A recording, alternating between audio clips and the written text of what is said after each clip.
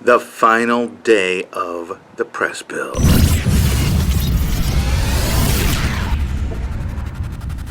Hey guys, what's going on today? Fabricating the dies and all the top end stuff for the press. By the time I'm done with it today, we should be forging up some hot steel. Cannot wait. Let's get going. Before we get into all of that, I want to give a big shout out to Christian at CG Smithing. You might know him as Tian or Tiaan on Facebook, but his real name is Christian, and he's the one that inspired me to try this. He's the one who did it. Maybe not first, but he's the one that I saw a video of him trying it and was like, I bet I can do that too. I'm going to give it a shot. So go subscribe to his channel. I'll put a link in the description below. And he's doing some amazing stuff, some really cool stuff with hammers and all kinds of things. So check his video out and let's get into this and see how it comes out.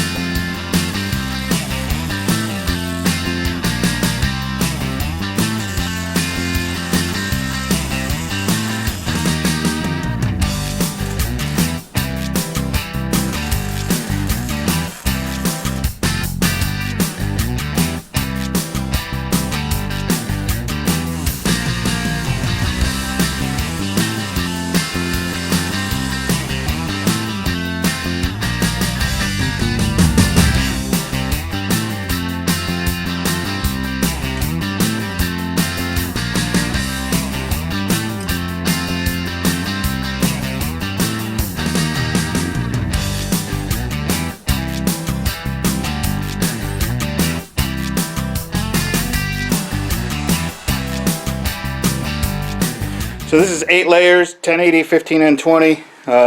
It's about what I'd normally do by hand. And I'm going to throw it in the forge and see if we can't get a few forge welds out of this. Draw it out maybe. Who the heck knows? Let's see what happens.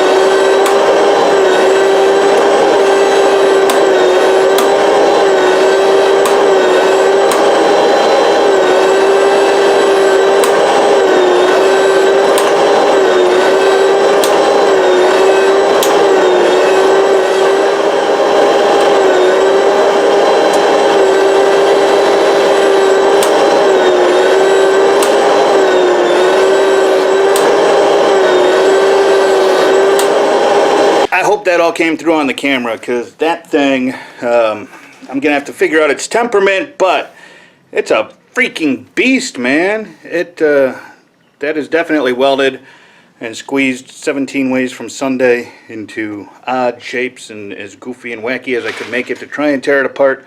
And no, it's a solid piece of steel. And my arm's not tired, and it went amazingly quick. How many heats was that? 5, 6, something like that. Just incredible. So the one thing I did notice, the switch I got might not be enough. Every time I let the lever go, the switch would let go, and then you'd hear a pop, like the switch was, I don't know, it was something wasn't right in that switch, and I'm thinking it might not be enough amperage in that switch. It's supposed to be 15 amps, but maybe it's not. So I'll have to figure the switch out. And then there were some times where it wouldn't reset. I'd let the lever go, the switch would go off, and it would start backing up, and then I'd go and hit it, and the motor would come back on, but the hydraulic something, whatever that valve is in there, wouldn't go, and I had to let the ram go all the way back to the end to reset. So a couple of little temperamental things, but for the most part, I'm pretty damn happy. For $300, not even, and about 10 hours build time, I think. So there we go. What else do I say?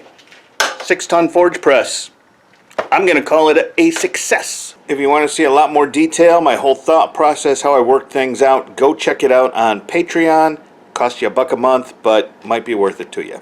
Now, if you want to do great big steel, sword-sized billets of steel, this thing isn't going to do you. But for the knives I make, this will get me some Damascus a lot quicker than by hand. So that's going to be the next video. I'm going to do a billet, probably the same 8 layers. I'll do it by hand, and then I'll do it with the forge press, and we'll see which one. I mean, I know the forge press will be quicker, but we'll see just how much quicker.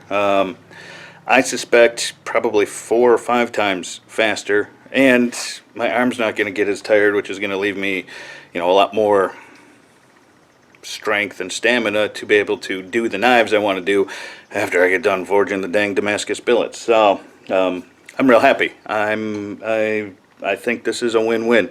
If something goes wrong with this press, I have destroyed it. I have torn it apart. There is no way I'm getting my money back for it. It's got a 1-year warranty, I believe. Not anymore, because I've decimated it. But for another $215 from Amazon with free shipping, I can get this exact same one delivered again. Take all the parts off this one, because nothing is welded to the press. Everything is removable, and I can just put it on a new one. So, hey. Every couple of years, once a year, whatever it is, I got to spend a couple $100 to get another one. So be it. This thing will pay for itself, and then I'll be able to afford a professional-ish something, right? So there we go. Does a 6-ton log splitter make a decent forge press? Sure as hell does. Now, I expect a lot of thumbs down from the people that are still going to say, nope, you need 20 tons, you see, that billet wasn't doing good enough, and the thing in the da-da-da-da-da-da.